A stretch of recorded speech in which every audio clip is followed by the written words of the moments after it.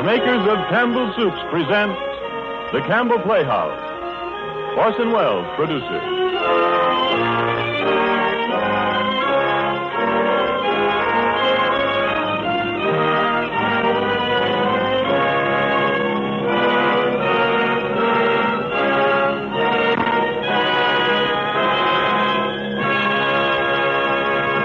Good evening. This is Orson Welles. Tonight we broadcast our version of what is generally regarded as one of the greatest of the modern mystery murder novels.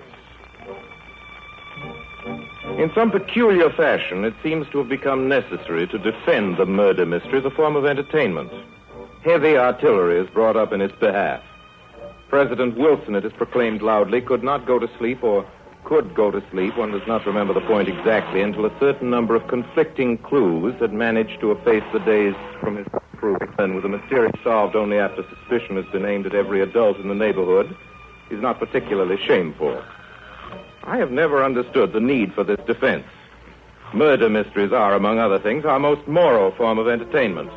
The wrongdoer is regularly apprehended. If he is not, I have incredibly missed some fascinating black sheep of an author in a flock otherwise startlingly white. And one learns an obvious lesson that to be suspected wrongfully is in due course to be triumphantly cleared of suspicion. Life doesn't always proceed according to this admirable pattern. The apologists would do better to defend life, I sometimes think. To help us solve the mystery of the murder of Roger Ackroyd here tonight, we are fortunate in having a very powerful ally, a most distinguished lady and one of your favorite actresses. A lady in whose ears a nation's applause is still ringing for her latest brilliant success in Drums Along the Mohawk, Miss Edna May Oliver. But before we delve into the mysteries of this night's doings, Ernest Chappell has a comment to make on something which appears to be no mystery at all. Mr. Chappell. Thank you, Orson Welles. I'd like to ask all of you if you'll do this. The next time you're out in the car driving along the highway, just note the great number of eating places that display as their main invitation to you the words chicken dinners. The reason, of course, is simply that the proprietors of these eating places know by long experience that to nearly all of us, one dish that is a symbol of good eating is chicken. Now, because chicken is a favorite dish with nearly everyone, it's really no mystery at all why Campbell's chicken soup continues to grow steadily in popularity. You see, in every drop of the glistening golden broth, there's the rich chicken flavor you like so much. Steeped in deep chicken flavor, too, is fluffy white rice in every fragrant plateful. And you'll also enjoy the pieces of melting tender chicken meat that Campbell's adds. Yes, here is chicken soup, deep and full and rich. And you'll appreciate that from your first brimming spoonful. If you've already enjoyed this homey old-fashioned chicken soup as Campbell's make it, won't you remember to have it again soon? And if you haven't yet tried it, won't you do so at dinner tomorrow night? Because I promise you, just as sure as you like chicken, you'll like Campbell's chicken soup. And now our Campbell Playhouse presentation of the murder of Roger Ackroyd with our guest of the evening, Edna May Oliver. And ladies and gentlemen, before we begin, I think you'd like to know that we have with us in the studio tonight, as a surprise visitor, none other than the celebrated Belgian detective, Mr. Hercule Poirot. Ladies and gentlemen, I bid you good evening. If we had time, which we have not, I'm sure nothing would please us more than to hear from Mr. Poirot. Unfortunately... Why unfortunately when we have here a microphone? But, Mr. Poirot, you don't understand. I understand only that since my arrival in your country some weeks ago, I observed that there is circulate an impression of my person which I must now publicly refute. I trust that the embarrassment of my presence here tonight in Mr. Wells' studio will ensure from him an honest and lifelike portrait. It has been said that I am a little man. Regard for yourself that this is not so. I have 5 feet 2 inches of high.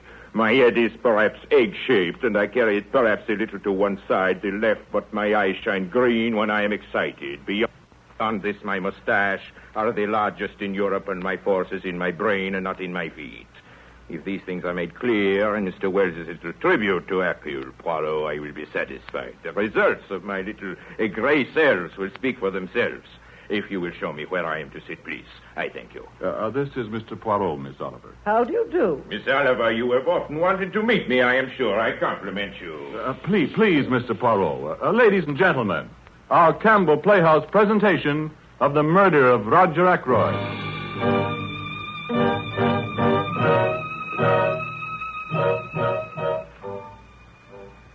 Well, only to start with, give you some idea of the little village of King's Abbot, of which I have for so many years been the leading, I must admit, also the only physician and surgeon. My name, by the way, is Shepherd, James Shepherd. We have a large railway station, a small post office, 2 rival general stores, very few able-bodied men, a staggering number of unmarried ladies, none of whom are getting any younger, and an amazing number of retired military officers, all of whom are getting older. In fact, the only newcomer for many months lives next door to me, concerning whom little is known, despite the earnest and tireless investigations carried on in respect to him by my sister Caroline. Caroline and her little group of earnest ferrets, or maiden ladies like herself, have been forced to content themselves with the simple fact of his nationality, which is alien, of his name, which is Poirot, the obvious fact that he potters around his garden all day growing cucumbers, and the suspicion, based chiefly on malicious deductions, he's a retired hairdresser. Let's see now. The main house of any importance in King's Abbot is Fernley Hall, owned by Roger Ackroyd, who's always looked more like a country squire than any country squire could really look, but who's actually an immensely wealthy manufacturer of wagon wheels, nearly 50 years of age, rubicund of face and genial of manner, in general, the life and soul of our, to this week, the peaceful village. The other house of any importance has been left to Mrs. Ferrars by her late husband. Mrs. Ferrars died on the night of the 16th of September, a little less than a week ago. It seems longer than that. I was sent over for 8 o'clock the morning of the 17th. There was nothing to be done. She'd been dead some hours. I turned to my home as soon as I decently could, looking forward happily to the warm breakfast I had missed, and rather unhappily to the certainty of a relentless cross-examination by my sister Caroline. Is that you, James? What on earth are you doing out there in the hall? Just hanging up my overcoat, my dear. Oh, Mrs. Ferrars died in her sleep, didn't she? Bacon is cold. How did you know? Out with the dawn, securing information instead of warming the bacon, is that it? I suppose you're going to tell me she died of heart failure. Annie told me. The milkman told her. He had it from Ferrars' cook. Since you're bound to hear sooner or later, Caroline, from the greengrocer or the postman, I might as well tell you myself. She died of an overdose of sleeping medicine. She hadn't been sleeping well lately. Nonsense. She took it on purpose. Well, now, why on earth should Mrs. Ferrars wish to commit suicide? A widow, still fairly young, very well off, good health, nothing to do but enjoy life. And looking forward to marrying Roger Ackroyd. Don't forget to leave that out. That's an item of fact only in your local gossip circle. A fact's a fact. And there is such a thing as remorse, James, even if you're as wealthy as Mrs. Ferrars. Remorse? I have always been convinced she poisoned her husband, and I'm more than ever convinced of it now. If you'd arranged an inquest a year ago, as I suggested you should... You're talking nonsense, Caroline. Then you're absolutely satisfied it was an accident? I'm satisfied this bacon is not going to get any warmer by itself, and it's time I went to the surgery to see my patient. All right, James. You don't have to be grumpy about it. Oh, by the way, Mr. Ackroyd's butler, Parker, called. What about? Mr. Ackroyd wants to know if you'll dine with him this evening. He says he'd regard it as a great favor if you'd cancel any other engagement. Of course I'll go, and don't worry, Caroline. I may tell you all about the dinner tomorrow. Oh, then I'll give you something to tell Mr. Ackroyd tonight. Rafe Peyton is back. Rafe Peyton? Yes, and he's staying at the Dog and Whistle. I know he's taking particular pains to be sure that Mr. Ackroyd doesn't find out about it. I wouldn't dream of telling him. Roger Ackroyd's relations with his stepson are his own affair. Believe me, Caroline, according to every interpretation except your own. I can't help it if people tell me things. In answer to questions. Well, you'd better rush along to that precious surgery of yours. You've got 4 patients waiting. How do you know? Well, one can't help seeing through a window if one is looking through a window.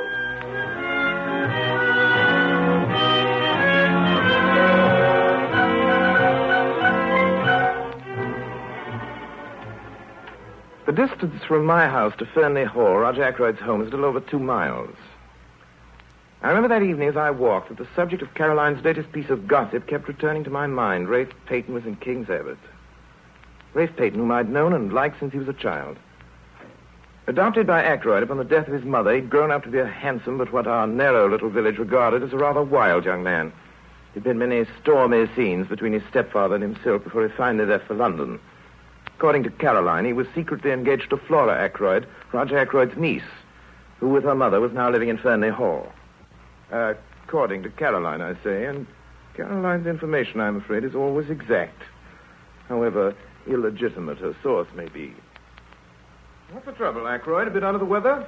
Yes, Doctor. I've had a little of that pain after food lately. You must give me some more of those tablets of yours. I thought as much, Ackroyd. I brought some up with me. My bag in the hall. I'll get them. No, don't trouble. Make certain that window's closed, will you, Shepard? Of course. Well, that one's open. Oh, put the latch across, will you? All right. I say, what's really bothering you, Ackroyd? The door's closed, isn't it? Yes. Shepard, nobody knows what I've gone through in the last 24 hours. What's the trouble? You're an old friend, Doctor. My oldest friend, perhaps. You attended Ashley Ferrers in his last illness, didn't you? Yes, I did. Did it ever enter your mind that he might have been poisoned? Well, frankly, Ackroyd, I don't think I should. He was poisoned. By whom? His wife. She told me so herself yesterday. Yesterday? You mean a few hours before she died, she told you? Yes. Some weeks ago, I asked Mrs. Ferrers to marry me. She refused. Last week, I asked her again, and she consented. Yesterday, I called upon her. I noticed that she'd been very strange in her manner for some days. Now, without the least warning, she broke down completely. She told me everything. Her hatred of her swine of a husband, her growing love for me, and then, a year ago, the dreadful means she had taken to free herself. It was poison, Shepard. Murder in cold blood. Murder? Are you sure, Ackroyd? That wasn't all. It seems there's one person who's known all along what she did, who's been blackmailing her for huge sums. It was the strain of that drove her nearly mad. Who's the man? She wouldn't tell me his name. Have you any suspicion? I don't dare have a suspicion. Something she said made me think that the person in question might actually be a member of my household. But that can't be so. I won't let it be so. I must have misunderstood her. What'd you say to her? What could I say? She made me a promise to do nothing for 24 hours, and she refused to give me the name of the scoundrel who'd been blackmailing her. I never dreamt she'd kill herself. Shepard, will you hand me that letter on the table there, in the blue envelope? This one? Thanks. It's from her. It arrived during dinner. She must have written it just before she... You think she wrote you the little bit she didn't tell you, is that it? Name of the man? Yes, I think so. I've got to open it, and yet I'm afraid... What's that? What? I thought the latch of the door gave a bit. Yes? I'll see if there's anyone there. No one. Nerves, I expect. Are you sure you shut the window? Yes, it's closed. Well, I'll read it. If I read it to you, it won't seem so bad. I won't be facing it alone, no matter what the name. My dear, my very dear Roger, a life calls for a life. I see that. I saw it in your face this afternoon, so I'm taking the only road open to me. I leave to you the punishment of the person who made my life a hell on earth for the last year. I would not tell you the name this afternoon, but I propose to write it to you now, dear Roger, now that I have nothing more to fear. Will you forgive me, Shepard, but I see I must read this alone. It was meant for my eyes and my eyes alone. Do you think that's wise, Roger? I'd rather wait. Well, if you insist on not letting me help you. If you must put it that way, yes, my dear friend, I do insist. I'm sorry.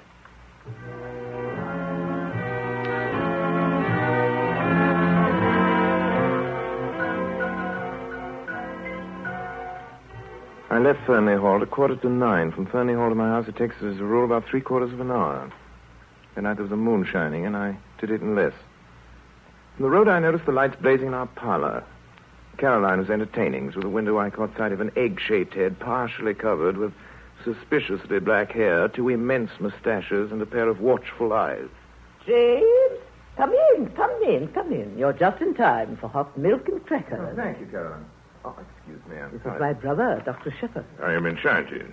James, this is Mr. Hercule Poirot. How do you do, sir? Mr. Poirot is our new neighbor. If I may be permitted one slight correction, my name is Hercule Poirot. Your good sister proceeds on the familiar English assumption that we are not English, do not know how to pronounce our own silly names. He's just making fun of me, James. He has a very dry wit. We've had quite an interesting conversation. I question that it was two-sided. And you know what Mr. Poirot told me? He's a policeman. Pardon, mademoiselle. Not yet. I see. Do you appreciate Hercule Poirot? His true worth. The name Poirot, mademoiselle, is known today in every continent, every land, nay, in every city of the world. I am become the mode, the last word. I am as much a specialist as an Harley Street physician. Well, that's what I said, didn't I? A detective. Yeah, consulting detective. That's what I said. I'm afraid, Mr. Poirot, you find little to occupy a man of your talents in this village. Mr. Poirot tells me what he's looking for just now is peace and quiet. Precisely, mademoiselle. That and the correct soil, which you have in so great abundance here in King's Abbot for the cultivation of cucumbers. Oh, I'll answer it. It's probably Mrs. Bates and her rheumatism. Never mind, Caroline. I'll take it. Oh, all right. Hello. Hello. What? What's that? Certainly, of course. Of course I will at once. What is it? It's Parker, the butler, calling from Fernley. Just found Roger Ackroyd. Murdered.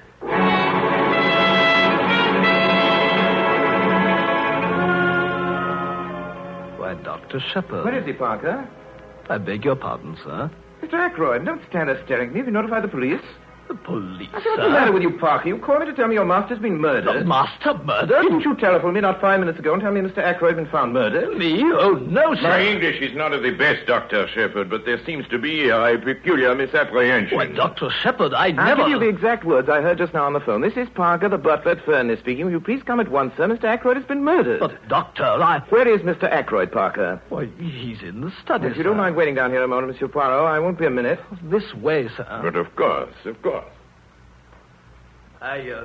I'd rather not intrude on him, sir, if you don't mind. Well, I will then.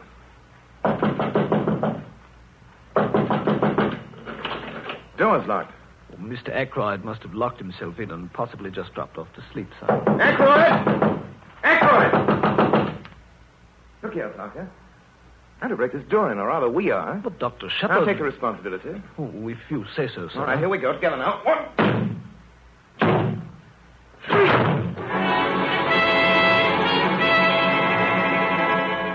The inspector?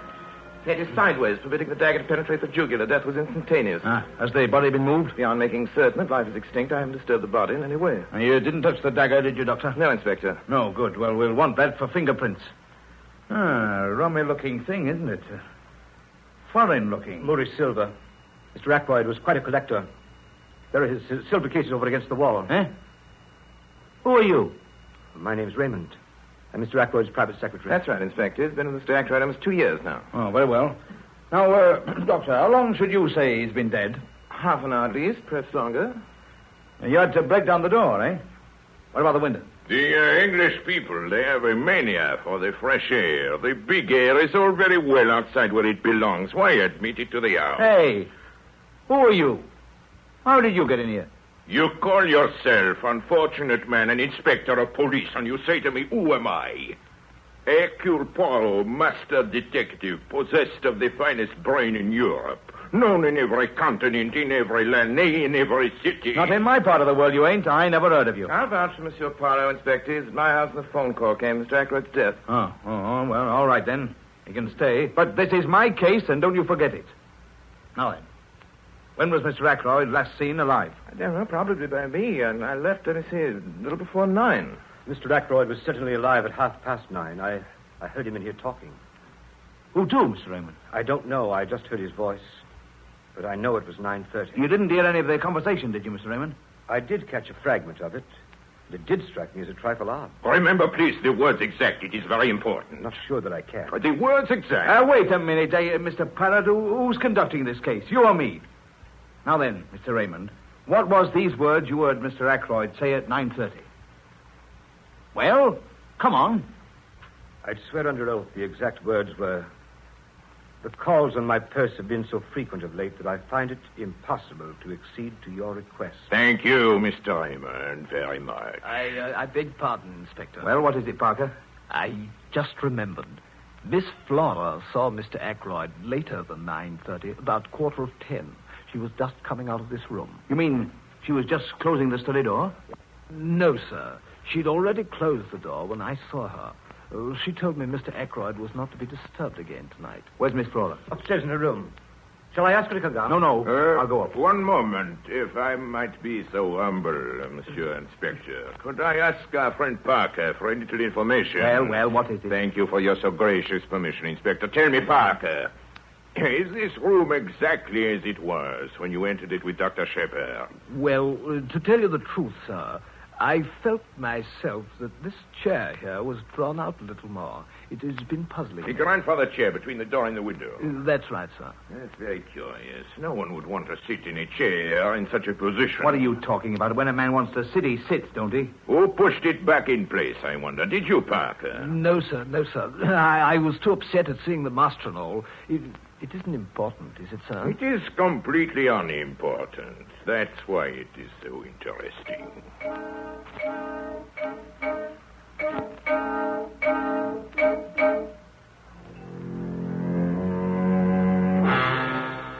You're very late for breakfast, James. I was up quite late, Karen. I'm afraid I forgot your natural anxiety to learn details you're not supposed to know. Well, don't worry about me, James. Mr. Poirot was working his cucumbers at daybreak this morning.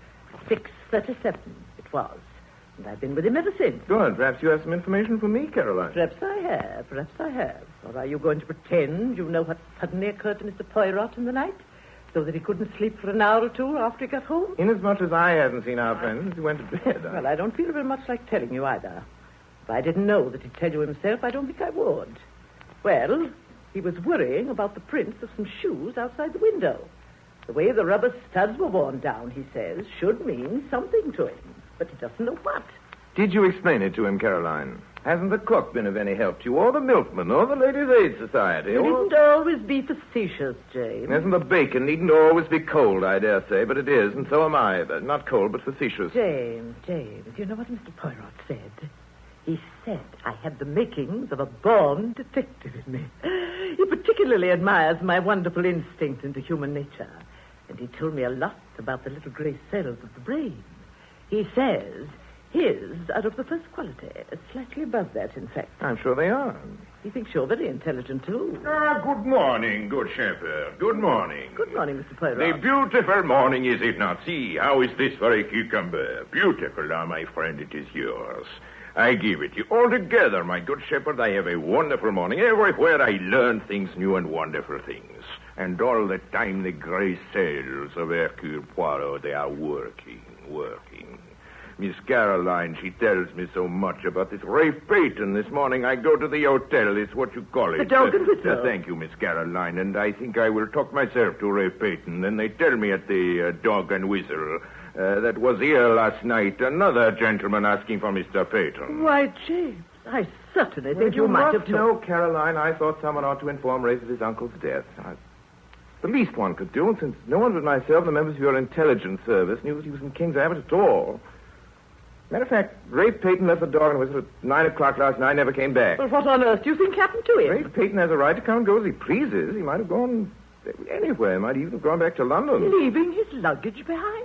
I wonder. By the way, my good shepherd, the telephone call. Oh, you mean the one that came while you were at the house with Mr. That Poirot? is the one. Tell me, do you think it is possible that someone could have telephoned you and imitated Parker's voice sufficiently to deceive you? Well, he said he was Parker. James really doesn't know Parker's voice well enough. Of course. But the telephone call was traced this morning by my friend Inspector Hempstead. It didn't come from Fanley Hall at all. It was put through to you at 9:50 last night from a public call office at King's Abbot Station, and at 23 the night mail leaves for Liverpool.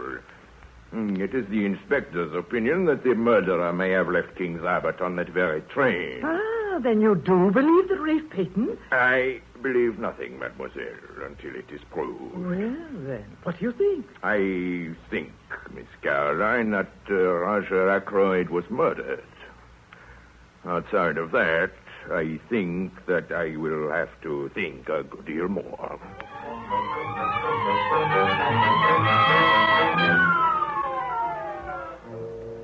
Oh, it's an outrage. That's what it is. A little man, not even an Englishman, a foreigner with moustaches, comes into this home, a British home, a house of mourning, unsolicited, unwelcome. Oh, Mother, do be quiet. Flora, I will not. He comes in here, into my own brother-in-law's house, questions us like a lot of criminals, besmirches our kith and Please, kin. Mrs. Ackroyd. Mr. Poirot, you must excuse my mother. My uncle's death was a terrible shock. I understand, mademoiselle. It is very little that Hercule Poirot does not understand. Honestly, no, Mr. Poirot, you're on the wrong track. Rafe Peyton has nothing to do with this crime. The mere fact that he was hard-pressed for money... Was he hard-pressed for money, Mr. Oh, Mr. Raymond? Raymond, now you made it seem as though... Miss Ackroyd, I'm merely telling the truth. Yes, he was hard-pressed. He was always applying to his stepfather for money. But, Mr. Please, Poirot... mademoiselle, had he done so of late, Mr. Raymond? During the last week, for example? Mr. Ackroyd didn't mention such a fact to me. Of course, Mr. Peyton will never again have to apply to anyone for money. You mean that Mr. Ackroyd's will... Exactly. After paying certain legacies and bequeaths, servants, charities, and so on. Aha, including yourself, Mr. Raymond. Mr. Ackroyd was good enough to remember me to the extent of £1,000. Well, it's not surprising. Go on, please. Well, Miss Flora Ackroyd inherits £20,000 outright. The residue, including this property and an outstanding control in the business, goes to Rafe Peyton. You have been familiar with this will for some time past, Mr. Raymond. Roger Ackroyd's confidential secretary. Of course. And Mr. Ackroyd possessed a very large fortune indeed, did he not? Fortune that would have been regarded as large even in less tax-ridden times. Then the immediate inheritance of such a large sum would have eased very considerably the present difficulties of Mr. Peyton. Mr. Poirot, you don't... Is that so, Mr. Raymond? Yes, that is so. You awful little man, talking that way, when you know how Flora feels about Ralph Patton. The idea that you suspect him of killing his sister. Him no more than any other, madame. You know what I think? I think Roger's death was an accident. Roger was so fond of handling curios. His hand must have slipped or something. He was really a very strange man. Would you believe it? He never gave Flora and me an allowance. His own family. And of course we didn't have a penny of our own. Why, at this very moment... If you need any ready money, Mrs. Ackroyd, Mr. Ackroyd cashed a check for £100 yesterday for wages and other expenses due today. The money was never spent. And where, if you please, is this money? He always kept his cash in his bedroom. I suggest that we see if the money is there. Why, Mr. Poirot, surely... Am I to understand, you miserable little foreigner, that you're intimating that I merely intimate, ladies and gentlemen, that we see if the money is still there. Ladies and gentlemen, there are here only 60 pounds. Oh, that's impossible. Let me see. 10, 20... The man's right. It is 60. This is terrible. Dr. Shepard, Mr. Poirot, I hope nobody believes... One must believe there are 60 pounds where there were 100. However, I'm sure no one would suggest that you, Mr. Raymond, or you, Mrs. Ackroyd, who alone knew of the money... Mr. Poirot, I protest. Just one moment. Flora. I took the money. I'm a thief. I'm a common, vulgar little thief. Now you know. I'm glad that it's come out. I'm glad also, Miss Flora. You are? Yes, because now we comprehend why Parker thought he saw you coming out of your uncle's room at 10:15. But he did see her coming out of the door. He said so. No, that's just what he did not see. He saw Miss Flora outside the door with her hand on the handle. He did not see Miss Flora come out of the study for a good reason. Miss Flora was never in the study. But where else could she have been? Perhaps on the stairs. Would those stairs only lead to Mr. Ackroyd's bedroom? Precisely. Then you knew I took the £40? I knew nothing, but I suspected much. As even now, I suspect that this money you have taken, you did not take it for yourself. I took it for myself. You can take what steps you please. I assure you, Miss Ackroyd, no steps will be taken. Only one thing. Why did you not tell me sooner? Me, Hercule Poirot, who in the end will know everything. Why do not all of you tell me the truth? Just because Flora made a little mistake, that's no Silence, reason to... silence, madame. Ladies and gentlemen, I am aged. My powers might not be what they were. In all probability, this is the last case I shall ever investigate. But Hercule Poirot does not end with a failure. Ladies and gentlemen, I tell you I mean to know, and I shall know in spite of you all. How do you mean, in spite of us all? But just that, monsieur. Every one of you in this room is concealing something from me. It may be something trivial, which is supposed to have no bearing on the case. Each one of you has something to hide. I appeal to you. Tell me the truth now. The whole truth. Miss Flora, my good shepherd, Mrs. Ackroyd, Parker, Mr. Raymond. Will no one speak? It is a pity.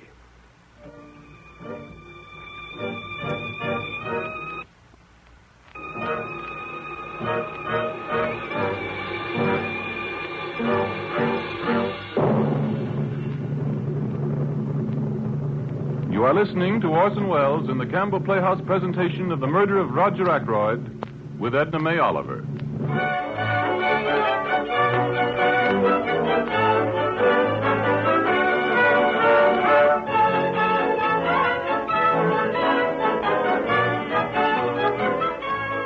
This is the Columbia Broadcasting System.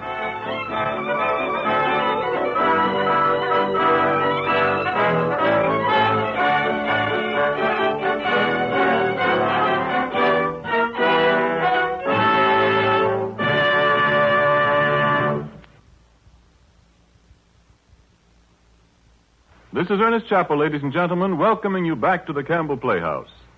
In a moment, we shall resume our presentation of The Murder of Roger Ackroyd. Meantime, I'd like to call your attention to this interesting fact. Authorities tell us the young people of today are healthier than the youth of any previous generation. And they say that a big contributing cause is the broader use of the right kind of foods. Take soup, for example. Women have always realized the value of good soup in the weekly diet. But it took a long time to make it. Then came Campbell soups, and women, one after another, tried them. They compared them for wholesomeness and nourishment with their own homemade soups. They saw how much their families enjoyed the fine flavor of these soups of Campbell's. And because women no longer had to find time to make it, soup began to come to the table more and more frequently. Today, soup figures more importantly than ever before in the preparation of sensible, nourishing family meals. And now Orson Welles continues our presentation of The Murder of Roger Ackroyd with Edna May Oliver.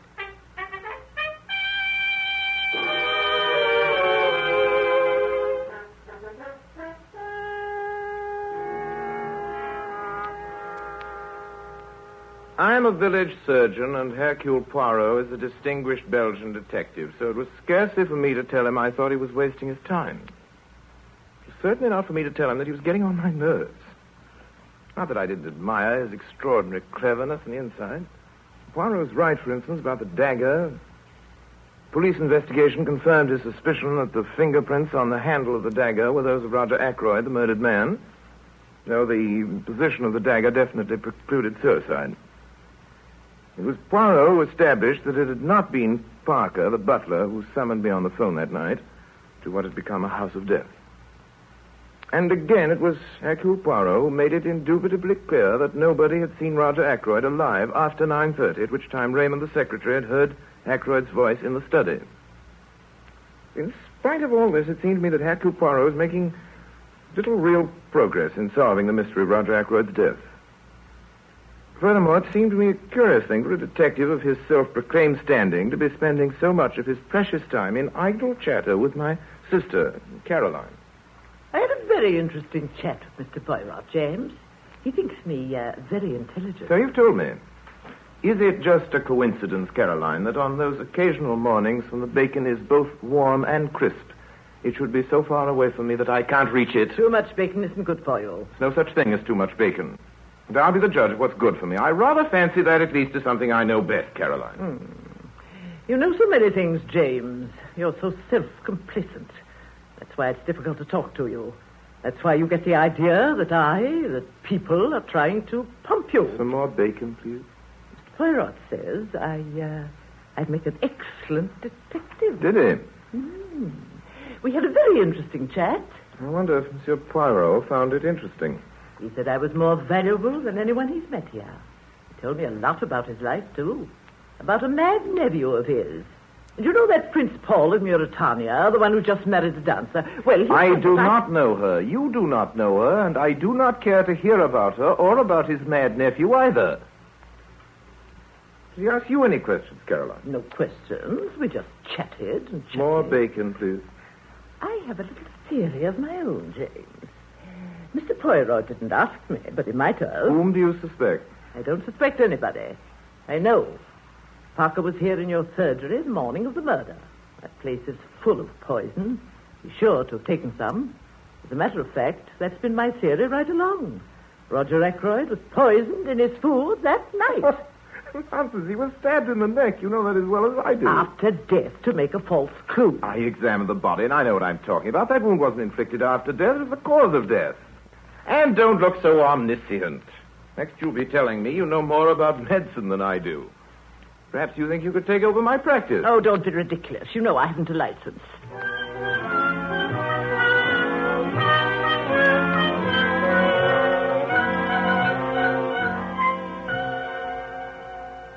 That afternoon, Caroline had a mahjong party made up of her little group of village gossipers, in whose opinion, I now learned, Rafe Peyton was mysteriously concealed somewhere in Cranchester, the only big town anywhere near us. Of course, that was true. Miss Gannett's maid, it seems, had contributed the additional information that while taking a walk that afternoon on Cranchester Road, she'd seen Monsieur Poirot in a large black car coming from that direction. After that, I was not surprised to learn that Monsieur Poirot had been invited to my house for dinner. Caroline believes, whenever possible, in getting her information directly from headquarters. A little more raspberry shake, Mr. Poirot. Under no circumstances. I am already a man of a corpulence so great it would hardly become me if I... Well, perhaps, yes. There is no harm in a little raspberry shake. There you are, Mr. Poirot. I beg your pardon, Caroline, if I might have my first helping. Oh, I'll sort with on me, James. There you are. Thanks. Mr. Poirot, what do you think about Rafe Peyton now? What I think would scarcely be regarded as legal evidence in the courtroom, mademoiselle. Dear, man. You are incredulous, mademoiselle Shepard. I am incredulous. You have a theory, perhaps. I don't have a theory. I know. Oh, Caroline. James, don't meddle about in what you don't understand. There are several points to this case. Yes, mademoiselle. Point number one. Mr. Ackroyd was heard talking to someone after 9:30. Point number two. At some time during the evening, Rafe Peyton must have come in through the window as evidenced by the prints of his shoes. Point number three. Mr. Ackroyd was nervous that evening and could have only admitted someone he knew. Point number four. The person with Ackroyd at 9:30 was asking for money. We know Rafe Peyton was in a scrape. Admirable. Oh, and one other thing, Mr. Poirot. I found out something for you today. The boots Rafe Peyton was wearing that night, they were not brown. They were black. Ah, you have found that out for me. Thank you. You are sure, mademoiselle, they were brown or black? Positive? Too bad. If they were only black, those boots. I mean, if they were. You mean... Yes, I understand. Rafe Peyton is guilty or innocent according to whether his boots are brown or black. Really, Mr. Poirot? It could easily be. For murder, there was with Mr. Peyton so many motives. First motive, blackmail.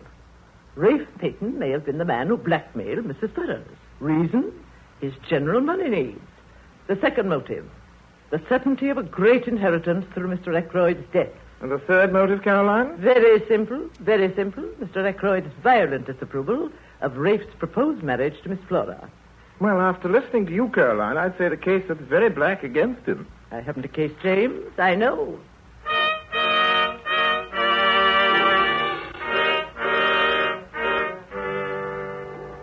Late that afternoon, Monsieur Poirot called on me to ask if I could arrange a little conference room at his home that night. There were to be present Mrs. Ackroyd, Flora, Raymond, and Parker. I think Caroline, who was present when he called, would have given 10 years of her life to have been added to the list. For my part, I would have been only too glad to yield up my place among those who, on that particular evening, gathered around the beaming countenance of the Belgian detective and cucumber breeder. Yeah, I'm clearing my throat. That is an accepted signal in this country that a meeting is about to begin. Quiet, everybody. I will read the list. You will please answer to your names. Raymond. Yes? Parker. Yes, sir. Mrs. Ackroyd. Yes, but I wanted to distinctly Yes, will be sufficient. Miss Flora. Yes. Say, Poirot, what's the meaning of all this? The list I have just read is the list of suspected persons. Every one of you present had the opportunity to kill Mr. Ackroyd. I won't stand for this. I'm going. You will not go, madame, until you have heard what I have to say. I clear my throat again. And now I commence at the beginning. Until now, ladies and gentlemen, we have all been trying to answer to ourselves one principal question. Who was in the room with Mr. Ackroyd at 9:30?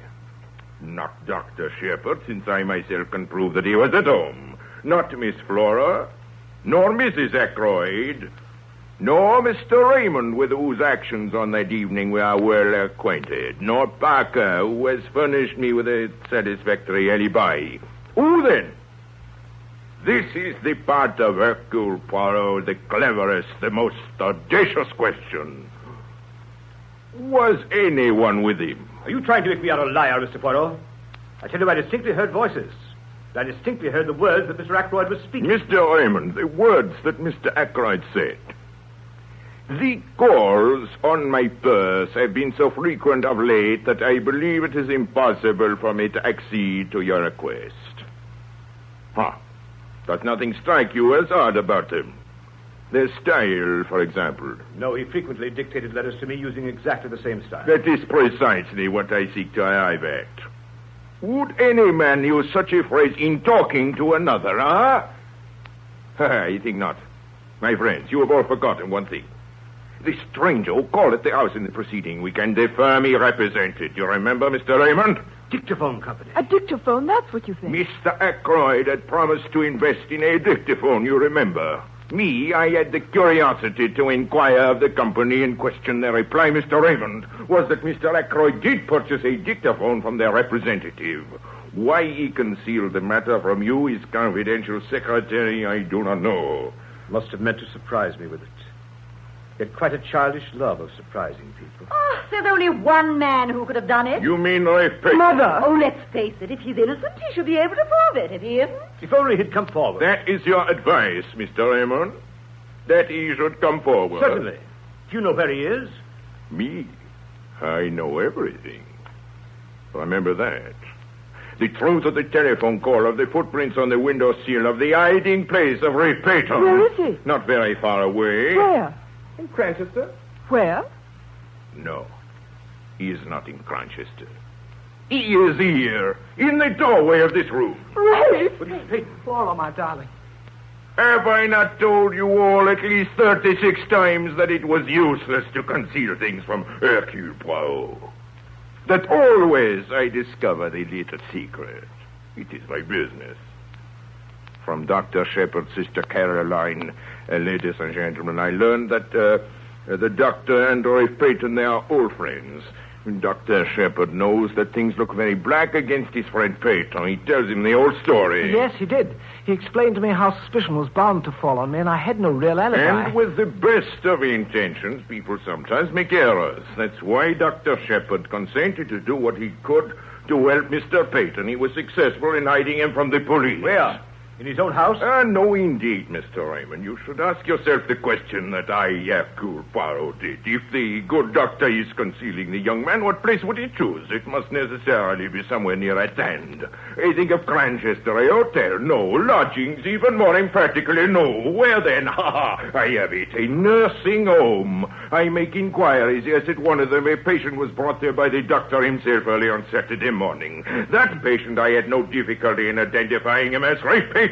He arrived at my house yesterday, and now, ladies and gentlemen, we come to the point of this evening's meeting. Rafe Payton says he is innocent of the killing of Roger Ackroyd. Oh, I am. I swear by heaven I am. Please, Mr. Payton, please. You have just heard Mr. Payton declare he is innocent. Yet he has 3 motives for the murder and no alibi. Well, I certainly don't see how you can sit there. I am possessing the floor, Mrs. Ackroyd. Listen carefully, everybody. To save Mr. Payton, the real criminal must confess. I speak to you, Hercule Poirot. I know that the murder of Mr. Ackroyd is in this room now, at this table. Tonight. Tomorrow in the morning, the truth goes to the police. You mean you know who? Yes. At the moment, I know. I alone. For the murder of Roger Ackroyd, there is only one way out. And that way does not lead to freedom. And it is to the murderer now that I speak. This is a matter of life and death. And I, Hercule Poirot, am not joking. Good night.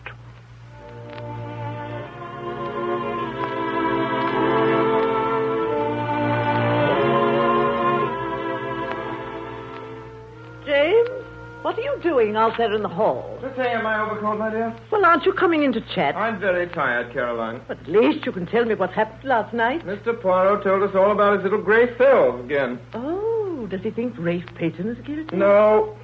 Well, he's crazy. You can go over and tell him so in the morning. Good night, Caroline.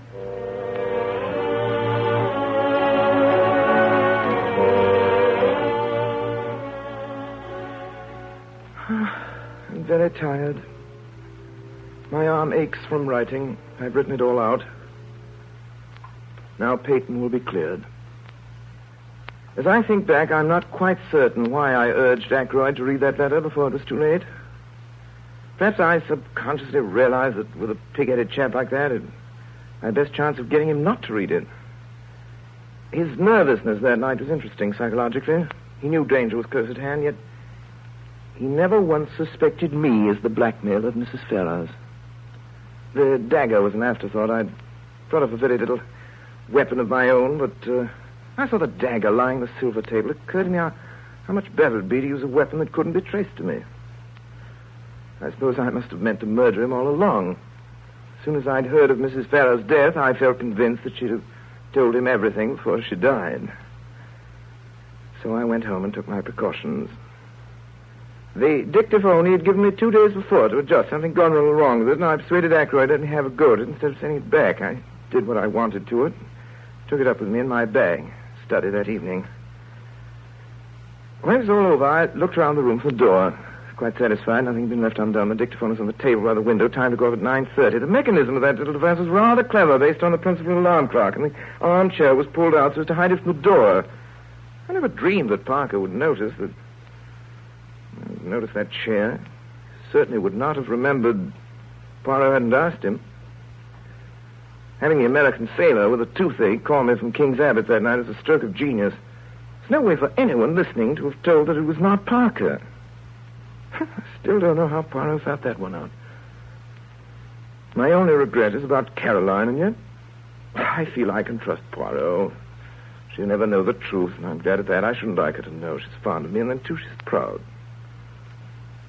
My death will be a grief to her, but grief passes. When I've finished writing, I shall enclose this whole manuscript in an envelope, address it to Poirot. And now, because I'm tired, take some sleeping powders.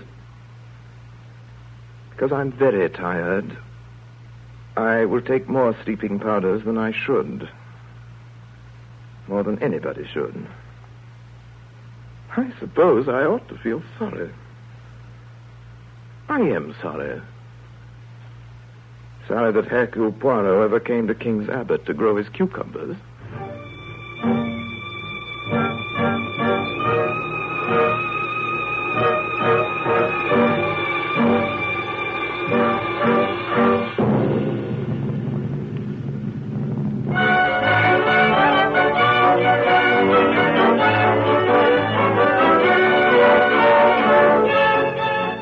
This concludes our Campbell Playhouse presentation of The Murder of Roger Ackroyd.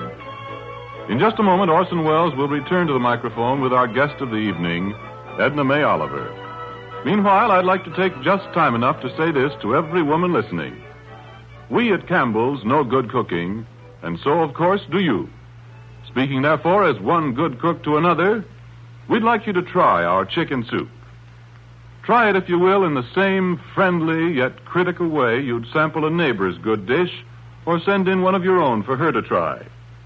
And if you'll do that, I know you'll find this soup deep and full and rich in chicken flavor from the first spoonful to the last delicious drop. Indeed, I promise you, just as sure as you like chicken, you like Campbell's chicken soup. And now here is Orson Welles with Edna May Oliver. Never mind, Orson Welles. What about me, Hercule Poirot? Miss Oliver, have I not the little gray cells? You and your gray cells. If you ask me, I think Rafe Peyton committed the murder. After listening to my explanation so careful? Especially after listening to your exclamation so careful. Now, in the days when I was a detective... Scotland Yard? No, RKO. You and your one little murder. Why, when I was a detective, no sooner did I establish the identity of the murderer than he was murdered. And I had to start all over again. It is well for you, Miss Oliver, to belittle the genius of Hercule Poirot. But remember this. Hercule Poirot always laughs last. Attend. I laugh last. Ha, ha, ha. I accept that as a laugh. Go on. I have observed the proceedings here in the studio, and I have detected a circumstance which has indubitably escaped you are untrained to watch for such things. Almost it had escaped me myself. Not only did I discover that the gentleman who told the story, Dr. Shepard, was himself the murderer of Roger Ackroyd, but I now reveal to you that he was enacted in Mr. Wells' little anecdote by none other than that beloved portrayer of dramatic roles, that celebrated delineator of character, that unparalleled purveyor of protean portraiture, that internationally celebrated... You refer to Orson Welles, I take it, Mr. Welles? I do. Now, I would like to be allowed a little observation of my own. Excuse me, Moreau. Avez-vous la plume de matin? What? I'm not finished yet. Où est le chapeau de ma mère? That's all right, Mr. Poirot. I just wanted to see if you could really speak French. Attend, Mr. Poirot. I laugh last. Good night, Edna May Oliver. And may I say I hope that this will not be the last time that you'll put me in my place in this program.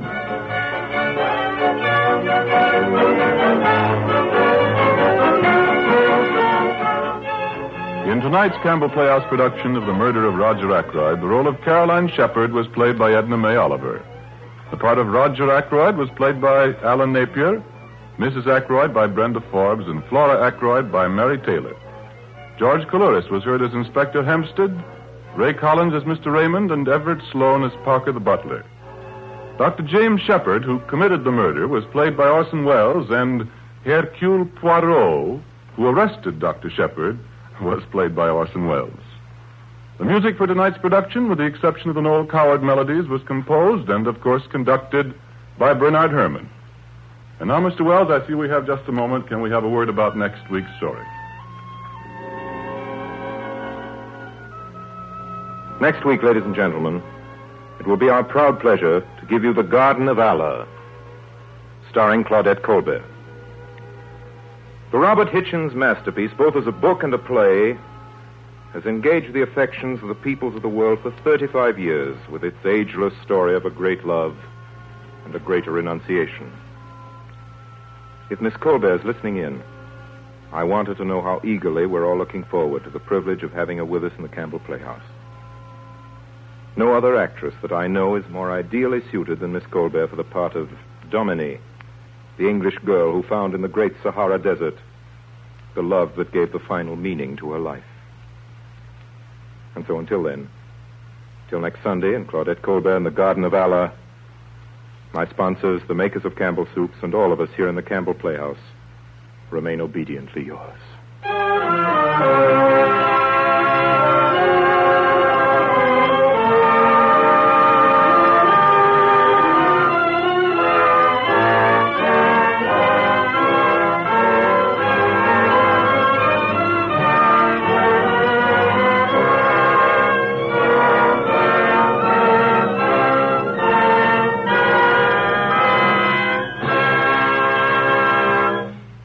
The makers of Campbell Soups join Orson Welles in inviting you to be with us in the Campbell Playhouse again next Sunday evening when we bring you The Garden of Allah with Claudette Colbert as our guest star.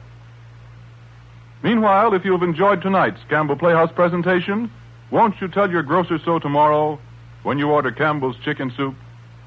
This is Ernest Chappell saying thank you and good night.